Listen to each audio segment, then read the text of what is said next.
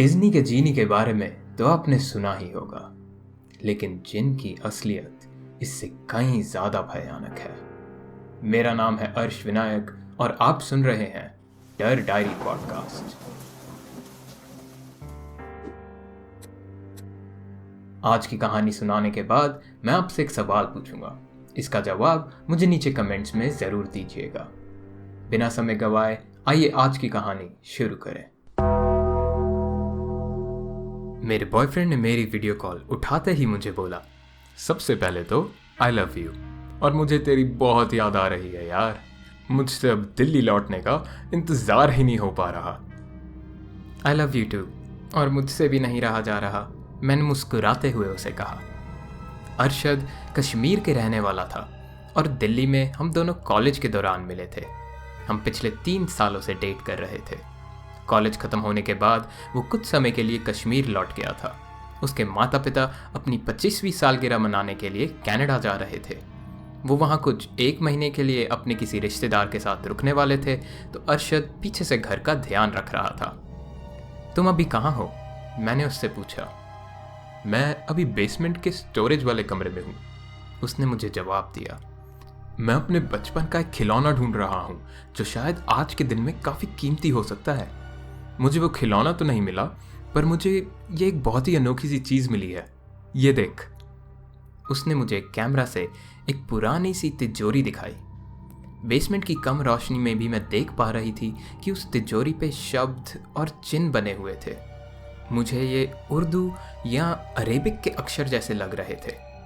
उसने अपनी पूरी ताकत लगाकर उस पुरानी सी तिजोरी को खोल दिया और धूल मिट्टी से खांसने लगा। वो एक एक करके तिजोरी से सामान निकालने लगा।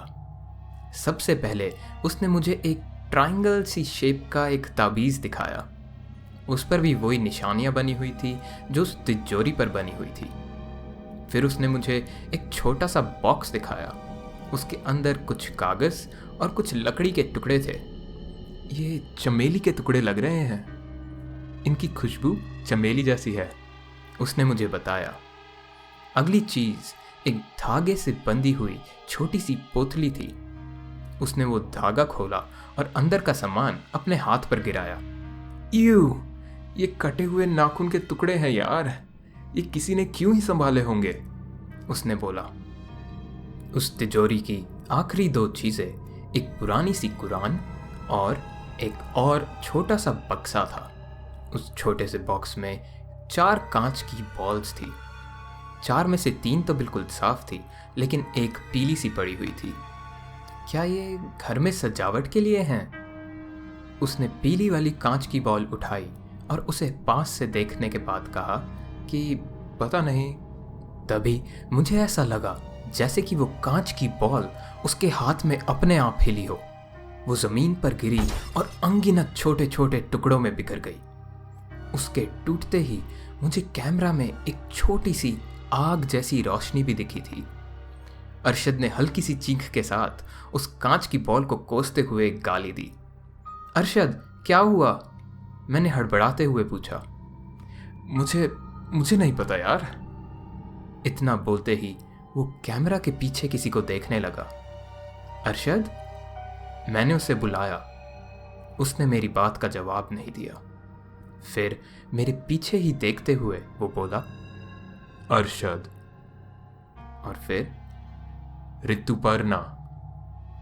ऋतुपर्णा उसकी माँ का नाम था। अरशद, ये तू क्या बोल रहा है? वहां कोई और है क्या? अरशद ने बिना किसी भाव के कैमरे की तरफ देखा और कहा, मुझे कहीं जाना है, बाय। और मेरे और कुछ भी कहने से पहले ही उसने कॉल काट दी। मैंने उसे 3-4 बार कॉल करा, लेकिन उसने पूरे दिन मेरी कॉल नहीं उठाई। आखिरकार अगली सुबह जाके उसने मेरा फ़ोन उठाया। मैं अभी बिजी हूँ, उसने धीमी आवाज़ में बोला, जैसे कि वो पूरी रात सोया ना हो। अरशद, क्या हुआ? तू ठीक तो है ना? मैंने उससे पूछा। हाँ, मैं ठीक हूँ, बाद में बात करता हूँ। और एक बार फिर उसने उसी समय फ़ोन काट दिया। पूरे दिन और अगले दिन भी मेरी अरशद से बिल्कुल बात नहीं हुई। हार के मैंने उसके बचपन के दोस्त को फेसबुक पे मैसेज करा, जो कि उसके घर के पास ही रहता था। उसने मेरे मैसेज का जवाब देते हुए कहा, हाँ मैंने उसे कल ही देखा था, वो मेरे से बात करने के लिए भी नहीं रुका। वो थका हुआ था और थोड़ा सा चिढ़ा हुआ लग रहा था। तुम दोनों की लड़ाई हुई है क्या? क्या? नहीं, मैंने उसको जवाब दिया। पता नहीं, फिर उसने कहीं दारू वगैरह या कोई नशे करने तो शुरू नहीं कर दिए दिल्ली जाके? उसने मुझसे पूछा। नहीं यार, अरशद ऐसा कुछ नहीं करता। अच्छा चल, मैं देखता हूँ, अगर मैं उससे बात कर पाता हूँ तो मैं तुझे 1-2 दिन में बताता हूँ जो कुछ भी होता है। और इस पर हमारी बात खत्म हो गई। लेकिन आज इस बात को भी 4-5 दिन हो चुके हैं। अरशद मेरी सभी कॉल्स और मैसेजेस को इग्नोर कर रहा था। अरशद ने आज से पहले ऐसा कुछ कभी भी नहीं किया था। मैं उन सभी चीज़ों के बारे में सोचे जा रही थी। मुझे पता था कि ये सब किसी ना किसी तरीके से उस तिजोरी की अंदर की चीज़ों से जुड़ा हुआ था। उन उर्दू के शब्दों को याद करते हुए मैं अपनी दादी से बात करने के लिए उनके कमरे में आ गई थी। मेरी दादी बहुत खुशहाल किस्म की औरत है, लेकिन जैसे ही मैंने उन चीज़ों के बारे में बताया, उनके चेहरे से मुस्कान गायब हो गई थी। वो अपने बिस्तर से उठी और अपने कमरों में रखी किताबों में से एक किताब उठाकर मुझे एक पेज दिखाने लगी। उस पेज को दिखाकर उन्होंने मुझसे पूछा, क्या वो अक्षर और चिन्ह ऐसे से थे? उनकी किताब में बनी तस्वीर बिल्कुल वैसी सी ही थी। मैंने जल्दी से उन्हें हाँ जी कहा।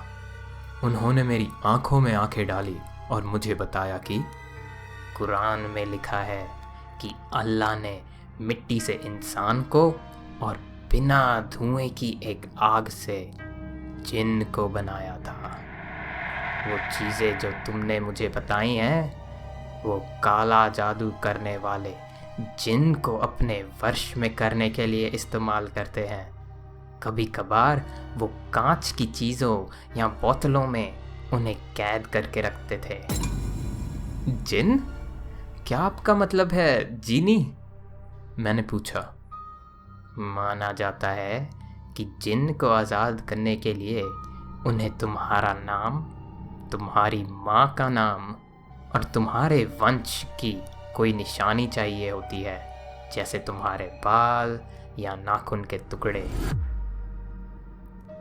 अब मैं चाह कर भी उनकी बातों को नज़रअंदाज नहीं कर सकती थी। मैंने अगले ही दिन अपने माँ बाप को बताया कि मैं वीकेंड अपनी सहेली के घर बिताने वाली हूँ और झूठ बोलकर कश्मीर पहुँच गई थी। मैं रात के कुछ 10 बजे के आसपास टैक्सी से उसके घर के बाहर उतरी। मैंने उसके घर की घंटी बजाई, लेकिन कोई भी बाहर नहीं आया। मैंने उसके दरवाजे को खोलने की कोशिश करी तो वो दरवाज़ा खुला हुआ था। मैं दबे पाँव से धीरे धीरे अंदर जाने लगी। अरशद ने मुझे अपना पूरा घर वीडियो कॉल पे दिखाया हुआ था, तो मुझे पता था कि उसका कमरा कहाँ पे है। मैं अरशद के कमरे के बाहर पहुंची और मैंने धीरे से दरवाज़ा खोला। अंदर जो मैंने देखा वो देखकर मेरी चीख निकल गई। अंदर अरशद अपने बिस्तर पर पीठ के बल लेटा हुआ था और उसके ऊपर एक औरत जैसा साया बैठा हुआ था। उस औरत के लंबे बाल उसके गले के आसपास लिपटे हुए थे। सबसे भयानक बात तो ये थी कि ऐसा लग रहा था जैसे वो औरत आग से बनी हुई थी और आग में ही जल रही थी। मेरी चीख सुनते ही उस औरत की गर्दन एक झटके से मेरी तरफ मुड़ी और उसके मुंह से जोर की चीख और हिस जैसी आवाज आई। वो एक झटके से मुझ पर कूदने लगी। मैंने उसी समय दरवाज़ा बंद कर दिया और भागकर खुद को उस घर के बेसमेंट में बंद कर लिया। अगले ही मिनट मुझे दरवाजे पर जोर जोर से खटखटाने की आवाज़ आने लगी। जब मैंने दरवाज़ा नहीं खोला तो मुझे बाहर से अरशद की आवाज़ आने लगी। वो प्यार भरी आवाज़ से मुझे दरवाज़ा खोलने के लिए बोल रहा था, पर मुझे पता था कि ये अरशद नहीं है। मैंने रोते रोते मेरी दादी की दी हुई कुरान निकाली और उन्होंने जैसे मुझे समझाया था वो सभी शब्द ज़ोर ज़ोर से पढ़ने लगी। मुझे बाहर से अब फिर से दरवाज़ा पीटने की आवाज़ और चीखें आने लगी। ऐसा लग रहा था जैसे कि ये दरवाज़ा अब कभी भी टूट जाएगा। मेरी दादी की बताई आखिरी लफ्ज़ पढ़ते ही बाहर एक ज़ोर की चीख की आवाज़ आई और दरवाजे के नीचे से मुझे एक बहुत ही चमकदार रोशनी दिखाई दी। इसके बाद सब शांत पड़ गया और मुझे बाहर किसी की ज़मीन पर गिरने की आवाज़ आई।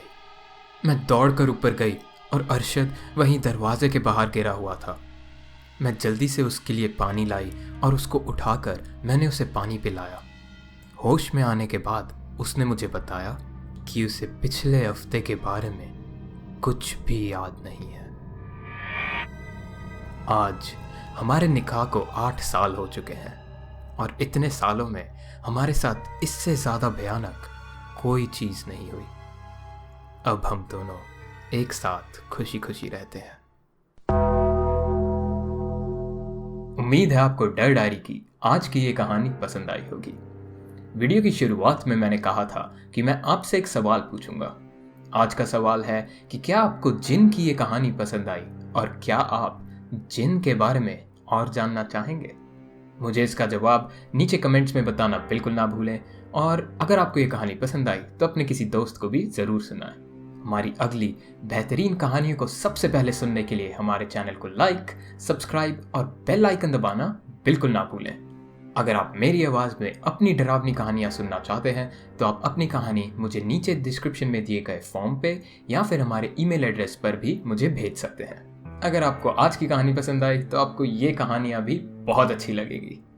अभी के लिए अलविदा और आपसे जल्द ही दोबारा मुलाकात होगी।